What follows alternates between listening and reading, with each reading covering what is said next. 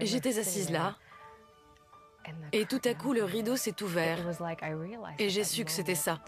C'était là ma place. Gigi Arnetta est née à New York et commença sa carrière de danseuse dès ses 8 ans. Lorsque ses parents s'installèrent à Houston, elle intégra la compagnie de ballet de cette ville. Elle fut alors choisie pour le rôle principal dans Casse-Noisette. J'ai décroché mon premier contrat de danse à 14 ans. J'ai tourné ma première publicité à 15 ans. C'était pour McDonald's. Et c'était en anglais et en espagnol. C'est comme ça que tout a commencé. Gigi continua en tant qu'actrice et danseuse jusqu'à la fin de ses études secondaires. Elle remporta de nombreuses récompenses ainsi qu'une bourse du département théâtre de l'Université du Texas.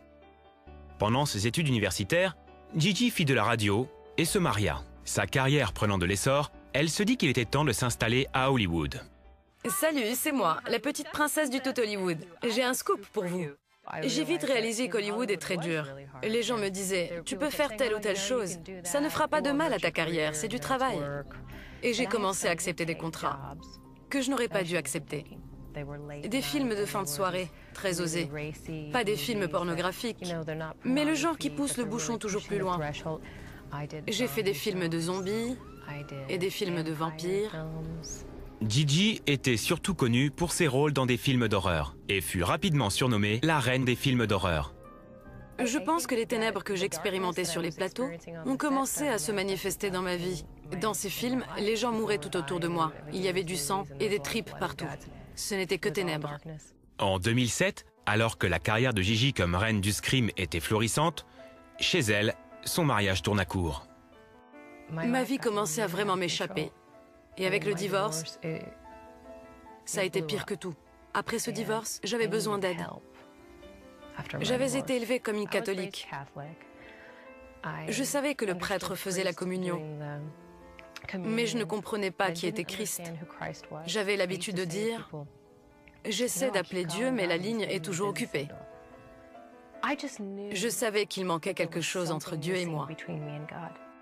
Je rencontrais des gens, un directeur de casting, une directrice costumière aussi, et ils me disaient, tu devrais vraiment lire la Bible. Où en es-tu avec Dieu?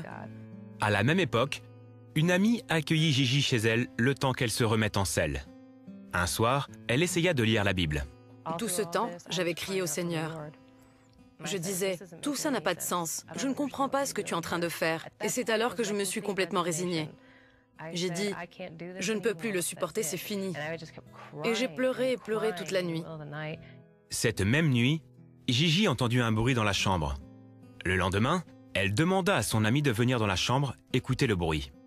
Ça ressemblait un peu à un bruit de gargarisme. Et mon ami a dit, mais ça ressemble à un bruit d'entrailles de baleine. Gigi appela son amie chrétienne et lui parla de ces bruits. Elle s'est mise à rire et a dit, lis Jonas et puis rappelle-moi.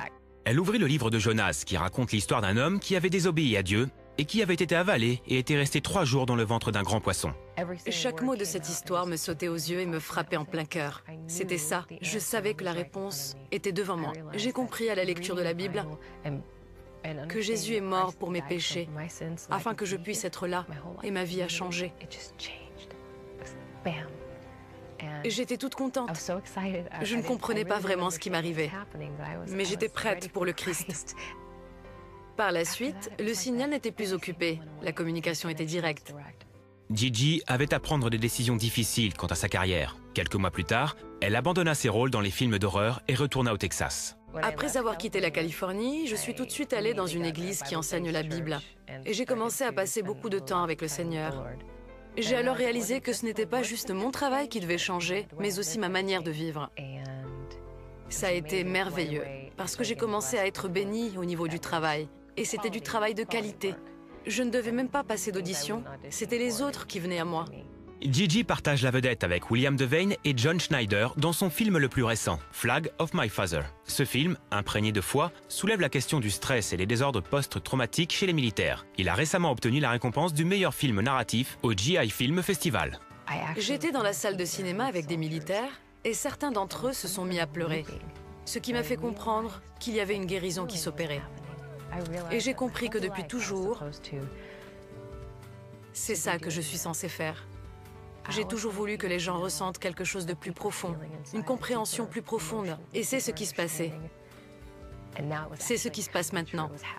Maintenant que mon travail parle d'amour, c'est tout à fait différent. Et cela n'est possible que grâce au Christ.